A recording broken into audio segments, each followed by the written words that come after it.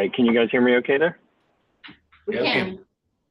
All right, I have a recording going, so we'll get this started. I want to thank you guys for joining us. Today we have a group called Forward Edge who has a great product called Xpel. They have a package that they're going to explain to you guys that I think is very exciting because it first off, it's a great product. Second, they're a great company. And third, right now it also qualifies for the grant that the government is providing as well. So they're going to talk about that a little bit, talk about their product, and then also talk about the grant application process, which has changed recently. So we at OME-RESA have the ability to apply on the district's behalf. And we'll talk about that a little bit later too. So with that, I'll hand it over to Forward Edge, and you guys take it away. Great. Thanks for your time today. My name is Denise Caccaberry. I'm the Director of Cybersecurity Solutions at Forward Edge. With me is Jeff Langdon, our technology consultant, as well as a former superintendent.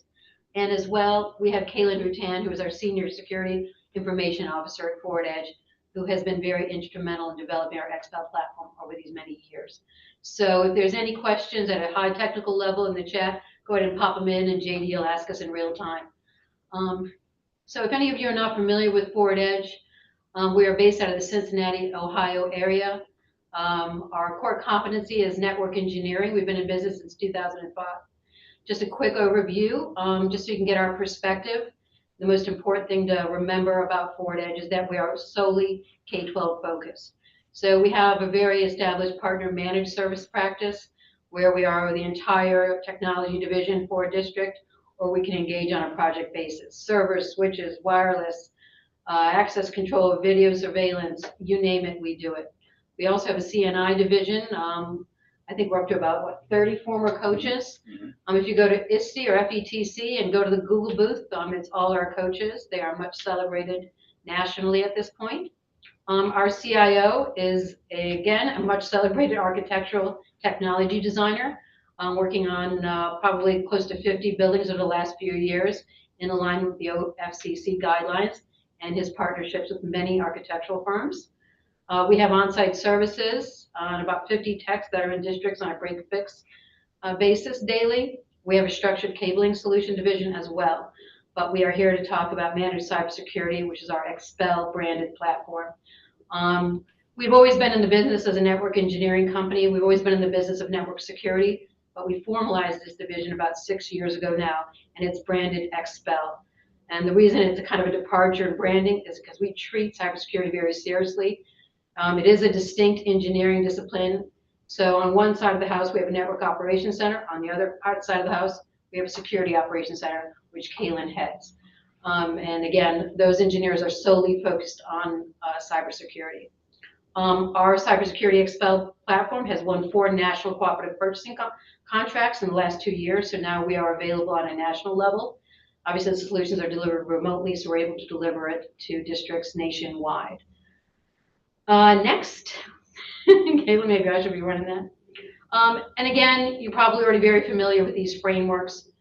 We like to, emphasize that we are in perpetual alignment pursuing these frameworks. These are the gold standards. Obviously, the reasons to follow these frameworks are because they are best practices, but there are other reasons that your administration would like to understand that you are definitely in alignment with these. One of which is that it brings you into compliance with the Ohio Data Privacy Act. So any districts that reasonably conform to these frameworks have a defensible position in the event of a breach. So no private right of action or class action suits can be brought against the district. So we help you build that posture so you come into alignment with those. Next. So this is where we start our cybersecurity stack. So this is the meat of what we're presenting today. In addition to what you see here, we have an entire security suite. Again, when we reference the NIST cybersecurity framework, that is a whole host of products and practices, including physical security. This is just addressing our network security program.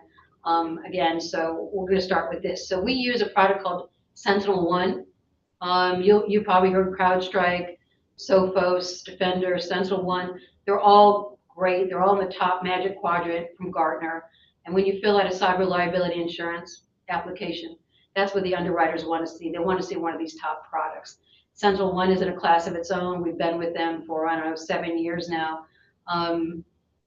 We consider, best in class. When we just, for this particular program, we've developed an essentials package. So basically how we approach this, because districts have such stringent budgets and, resource restraints, that we've developed a essentials package that covers 15 critical devices. So this is how we look at it. We'll put it on any critical workstations, servers, like your superintendent suite, treasurer suite, IT, anywhere there's sensitive data on those servers or workstations. And we monitor those devices once those agents are installed 24/7. And as well, it allows us to remote in after hours and take those devices offline if we feel they've been compromised. And during the onboarding process for every district, we meet them where they are. So whatever their comfort level is in terms of allowing Kalen and his team to do after hours, that's what we'll do. Some districts are more sensitive. Kalen, would you say to servers versus, yeah. So we work that out during the onboarding process. And then what we're seeing more and more, I don't know if you want to comment, Kalen, on what we're seeing in terms of how bad actors are trying to subvert the algorithms of these EDR. Yeah, so EDR is very prevalent in the industry from a cybersecurity perspective. It's generally people's step one or first tool being installed. And bad guys know this. And so with the EDR increasing in popularity, not just in K-12, but across all industries, but we're seeing more and more attacks that are not malware based or file based. Instead, it's user behavior or login or getting in through a VPN, things that are not necessarily malware based that you can't detect on an EDR because that's not necessarily the EDR's purpose. We use the SIEM to pull the logs from those same critical machines that the EDR is installed on your critical infrastructure, and we're able to correlate those logs into event notifications and alert on those. And that's also rolled up under the 24/7 SOC. Yeah, so now we're seeing more and more, 5 years ago, you wouldn't see log analytics on a cyber liability application. Now it's pretty much the standard, because to Kalen's point, more and more we're seeing that, EDR is becoming more and more compromised. So obviously the EDR is not going to prevent a brute force attack or a DDoS attack. So this is when the SIEM really becomes more and more relevant. And you're probably aware, if you know anything about log analytics, that it is a very noisy machine. So it takes a lot of expertise to make sense of this data. So that brings us to one of the core values of going ahead with Xpel. So you'll see that, we use Sentinel One as an EDR. Obviously, Sentinel One as a corporation has their own threat intel labs. They're notifying us as well. But we had an added layer of event notification and monitoring, and that's our Xpel SOC itself. So you want to talk a little bit about how we remediate? Yeah, so we're around 60% of the alerts and the investigations that we do in-house or in the 24/7 SOC are hashes and event notifications and alerts that we create in-house. So obviously, we talk about these tools are great, and if you go and buy them off the shelf and you get them installed, obviously you are more secure than prior to having them. But to get to realize the true benefit of these tools, it requires a constant massaging and adding on to those things that you find in the wild, as well as through threat intel feeds. And whenever we investigate an alert, we apply it at the parent level, the new alert or hash or event notification, so that every district under our purview gets that benefit of that investigation. So again, because we are solely K-12, we are constantly adding new hashes and new alert investigations from threats that we are seeing in K-12. So if you guys sign on, you get that added benefit from day one. You constantly rolled up under there and then have all that previous investigation data that we've done in the past. Right, so if you were singularly with a large OEM EDR, such as a CrowdStrike or a SentinelOne with their 24/7 SOC, you're not getting the benefit of the lens of K-12. So if I could just drive this home, when Kaylin says 60% of what we are actively investigating 24/7 is written around scripts, alert notifications that we have specifically identified. That means that the mean time to detect and the mean time to respond to these specific K-12 environment unique threats really makes a huge difference, because if you think about 60% alerts, the fidelity of those alerts are so fine-tuned into K-12 environments that it really makes what we do very unique and very specialized and very impactful.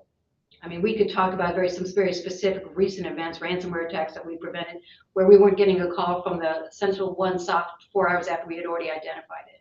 So we're really improving and collapsing those mean time to detect. And as you probably know, the first couple hours of a breach is most critical to really reduce the impact of that breach. Yeah, without getting too technical, these tools that you go and buy, they have to cater to all of enterprise, right? And so because we're only K-12 and all of our customers are solely that, we can really narrow down these event notifications to things that aren't seen in other districts. And then vulnerability management. Anyway, here's some SOC certifications and accreditations. If anyone's familiar with these are leading industry certifications for Security Operations Center. Such a pretty slide. Mm-hmm. And then, you know, I know JD is going to share this presentation with you afterwards, so this is kind of just a summary of probably what we just discussed. And then vulnerability management. Every district struggles with patch management. I mean, as a corporation, we do. I don't know there's an entity that doesn't in this day and age. So we're very aggressive in terms of the product we selected. If any of you are familiar with Qualys, it's consistently one of the top rated vulnerability management, not scanning, management tools in the industry. It's what the Fortune 500 companies use. And typically this would be priced out of the K-12 market, but we've managed to be buying it at such a large scale at this point. We really can deliver it affordably. Kaylin, you want to get into the details a little bit? Yeah, so we put an appliance on the network and we scan both internal and external IP addresses, your entire network. And then the reason is management over just vulnerability scanning, like what you would see from CISA or some of the other parties that are providing just free vulnerability scanning on your external IPs. Generally, what we see is that you're given just a sheet of vulnerabilities seen or a CSV. We provide trend data, basically, you know, the things that we fixed, the things that we see, the things that we still see over previous scans, and adjust criticality appropriately. And then also, you know, one of the reasons why we settled on Qualys is just the reporting and how we're able to customize that to your guys' needs. If you want a CSV so that you can manipulate that data, that's great. We can provide that. If you want a PDF that has charts and executive summaries, we can provide that as well. It's real granular in its customization. Yeah, and the reporting is really wonderful in identifying and categorizing by priority, so you can really focus resources on patching what's most critical at that time. And then again, you know, we work with you individually. So if a district does a patch and you want us to rerun a certain IP range, we'll certainly do that for you within the same month. And then dark web monitoring. We do this continuously against your domain. During the onboarding, we'll identify what we see and then we'll report to you ongoing. And then we're skipping over intrusion detection and prevention because I understand there's not a prevalence of on-prem firewall, but that is something that is in our stack. And then the risk assessment. Many of you probably have already maybe participated in a cyber range assessment or free one online. K-12-6 does a pretty good one. MS-ISAC does as well. Ours is included in the package. It's a little different. It does align with the Center for Internet Security Control's 18 risk categories. But again, it is through the lens of K-12. So our SOC team has designed it with a lot of additional questions that are specific to K-12 environments, designed to really reveal where those vulnerabilities are in these unique environments. So for instance, it'll be every single category that you would probably manage on down to closet security, you know, your firewall configurations, you name it, we look at it. But also it's very specific to K-12. So we'll look at your banking practices. I'm sure you saw on the news, West Claremont lost $1.7 million. That was a banking issue. So part of the questions are to be addressed by your treasurer. You know, do you have positive pay? Do you have ACH controls in place to prevent fund transfer fraud, which is really prevalent in K-12 environments. So it really is comprehensive, and it really does address K-12.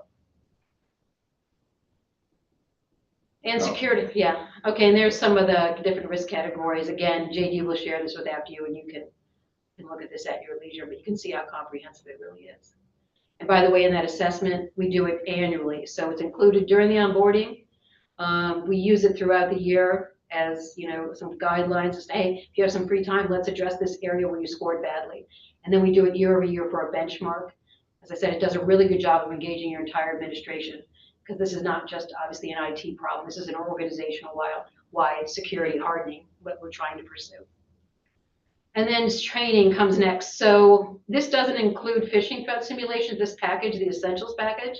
We certainly can provide that as a separate quote, but you will have access to our Cyber Hub, which has a lot of modules, security training specifically designed for K-12. So I mentioned earlier, we have a CNI division. We use those former teachers and coaches as an internal focus group to develop these materials. So they really are relevant to K-12 audiences. So what you'll have access to as a technology director is all of these packages, and each of them are themed, and they'll include a 2 to 3 minute animated video, very engaging, great for teachers. Cyber Tip Tuesdays, bell announcements. If you have an LCDs display, or you want your principals to announce it. We have posters. We have technology articles for the technology directors. So it is pretty comprehensive. It even includes some student appropriate training as well. And part of the training, which kind of spills into our virtual CISO, is we'll do tabletops. You want to just click on virtual CISO, Kaylin, since you want to talk about how hard you work as a virtual CISO. Well, it's really just whatever the customer needs from a professional standpoint. It can be, we've helped customers get buy-in from administration if there's issues with rolling out MFA, or talking about approaching how to approach teacher unions, or if they need to do a presentation for a school board, or whatever the case may be. We want to help the TCs secure the districts, and sometimes that is getting helping with proof of concept, or helping with, it could be anything as technical as switch configurations, or firewall configurations, but also policy development. One of the first things we do during the onboarding process is get your incident response plan in order. If you already have one, great. We help you amend it to include our to-dos as well. We want to make sure that our level of engagement during an incident never puts you out of compliance with insurance. And then also during that onboarding process, we get a sense of your risk tolerance. So we have some customers that require a phone call prior to us quarantining a server. We have other customers that say, no, do that. If it's 2 o'clock in the morning, go ahead and quarantine the server, and then let me know as soon as you can.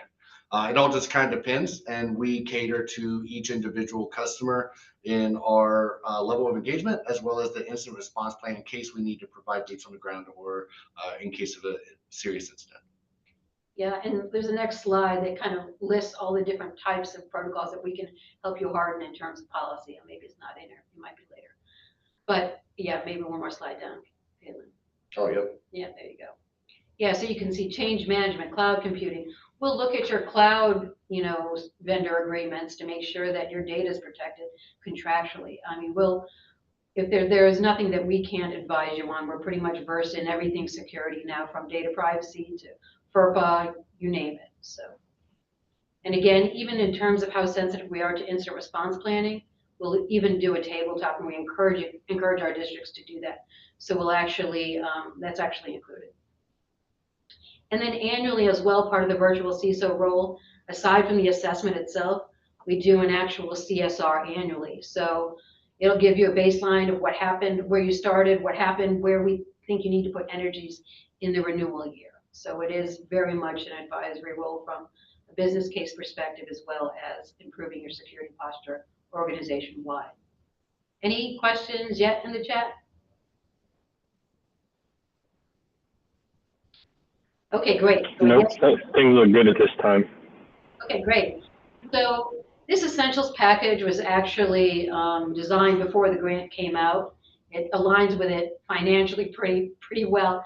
It comes in at $16,250.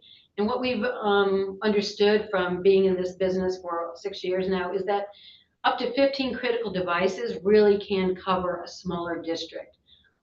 So basically what we do is we put the EDR on 15 critical infrastructure devices that the district designates. So, again, we recommend anywhere there's sensitive data on servers or your superintendent suite, treasury, IT department, guidance, if you can get it in.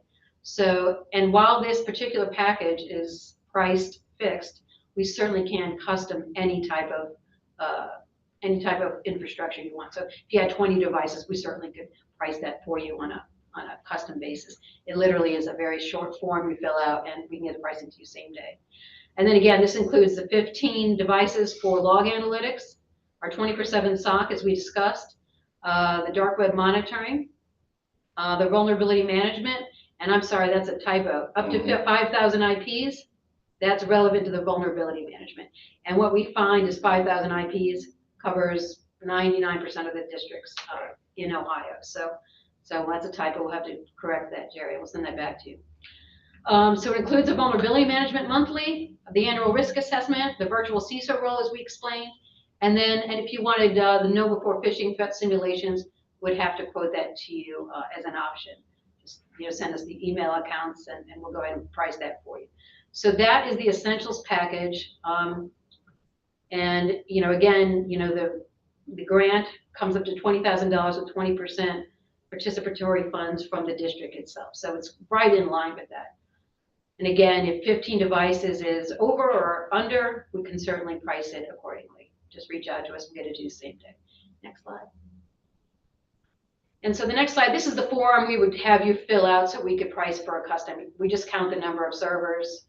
If you have an on-prem firewall, core switches, you get it. And then again, there's a license count associated with some of those assets, and we price it accordingly. So we could, again, do that same day.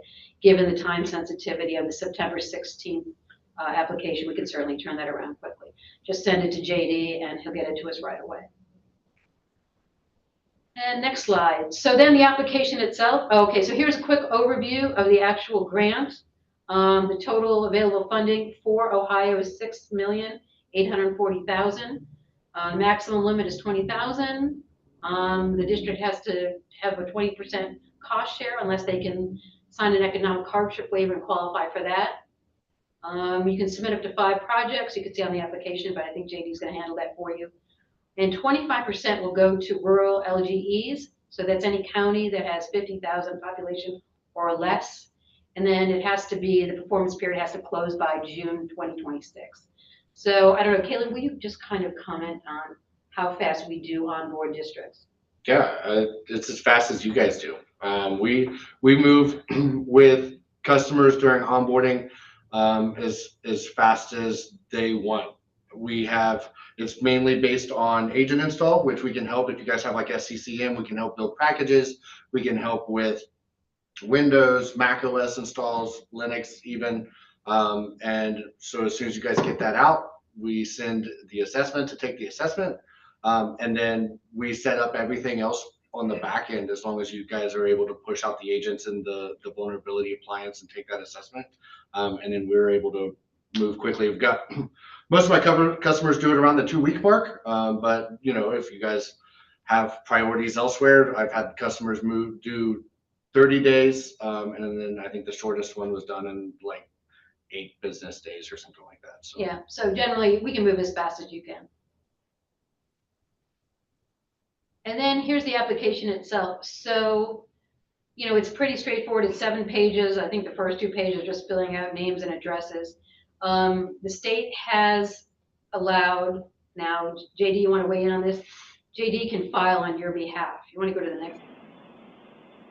Yeah, so real quick, how I was told it works from Adam, our director, is that we will gather some of this information from the districts that want us to apply on their behalf.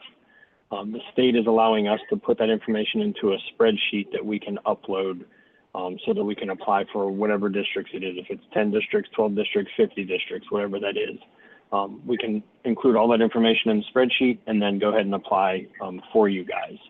So when I send an email out after this with the presentation, with a link to the recording, I'll also include a blurb in there about if you guys are interested in the grant and us applying for you, please shoot me an email directly, and then Adam and I will get on top of that for you guys. Right, and I think this is the authorized and signatory official, so you could write in OME-RESA here, and they'll be allowed to file on your behalf. And I just want to add a couple things on this application. You can see it's pretty straightforward. Your annual IT budget. There's nothing too egregious. It should take, with OME-RESA's help. This is not a big lift in filling out a 7-page application. The last page is a signatory page. There's just a couple things I wanted to highlight. So if you go to the next page, I think it's page 3. Yeah, so this is all pretty straightforward. Yeah, next page. So yeah, so these are some of the things that are going to be required, just so you're aware, if you're awarded. The first two are, they want you to sign up for CISO's vulnerability scanning. So this is a free service. This will be required of you to sign up for. You haven't already. If you're awarded, you'll have. Denise, I just want to butt in. I'm sorry. We do that for our districts already. Okay, so great. We get a weekly scan for all of our districts, the CISA cyber hygiene scans, and then I open tickets to the tech coordinator of each district if one is found to be critical or high, and then I work with that tech to get that resolved as soon as possible. Okay, great. And just to highlight something, so we're very familiar with this scan. It's an external scan, and it's free, so it's great, and it's weekly. But however, when you get those reports, you should know, based on our conversations with all the CISA people that we do know intimately at this point, that it only reports to you on vulnerabilities that have known CVEs. So if it's a 0-day threat or they don't know what it is, they're not even going to report it to you. So when you engage with us, that Qualys vulnerability scan is much more comprehensive and much more meaningful. So because it does report to you on all known vulnerabilities, whether or not there is a fix for them or not. So, okay, great. So then, and then JD, can I assume that they're familiar with the NCSSR and the rest of these through your?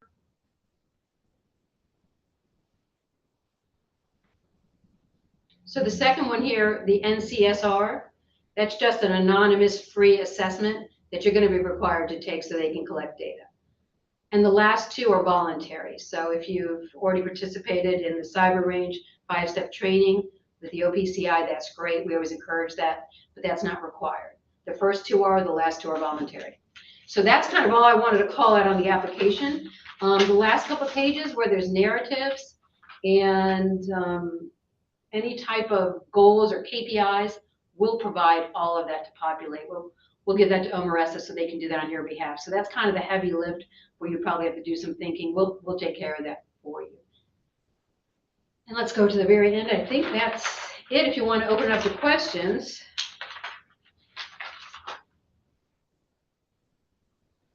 Yeah, that's good.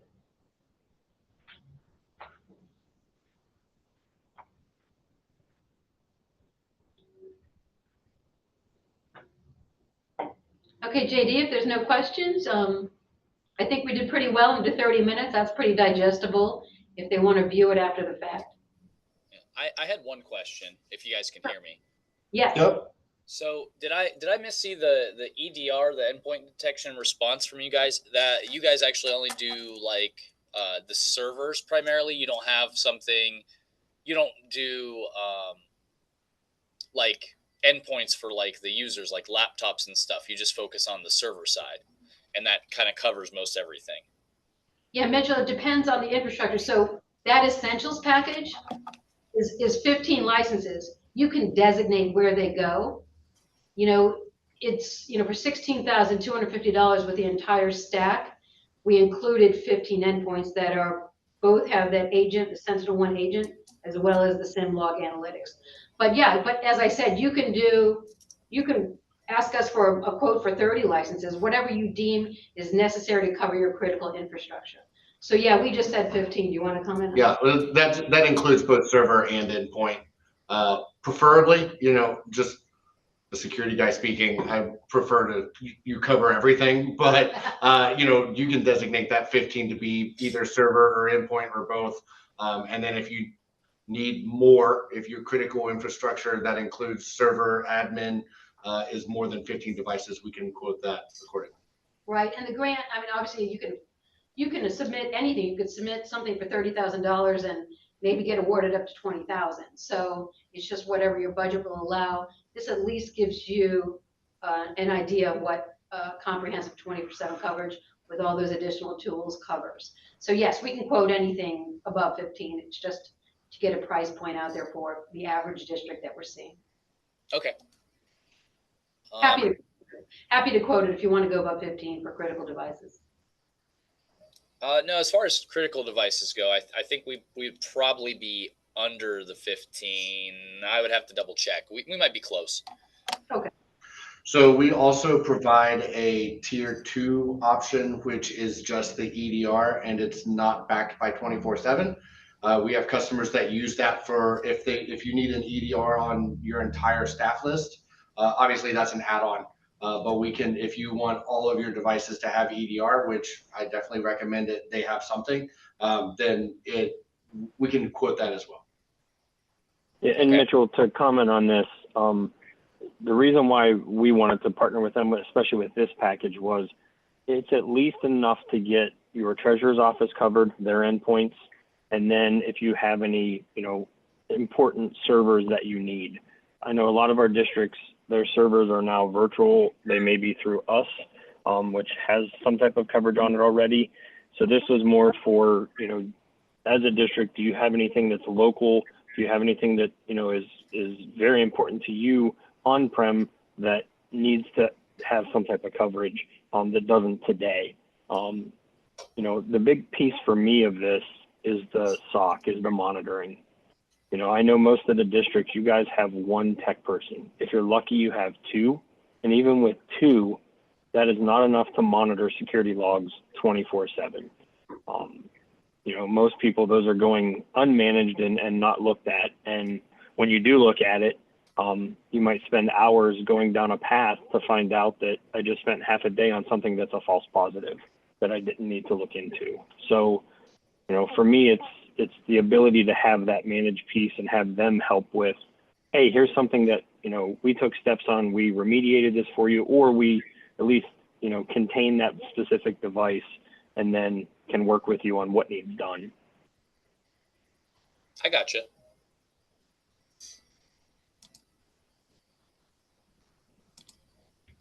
I think that was my only immediate question. Okay. Right, and I have one question on behalf of my treasurer.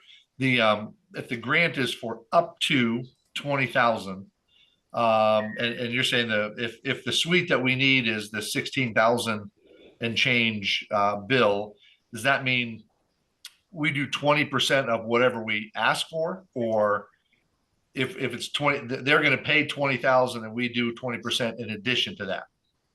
No, it's whatever you ask for, you're liable for 20% of that. So it's 80, whatever we ask for is 80/20. Exactly. Okay, that's it. That's what I had. Thank you. Sure.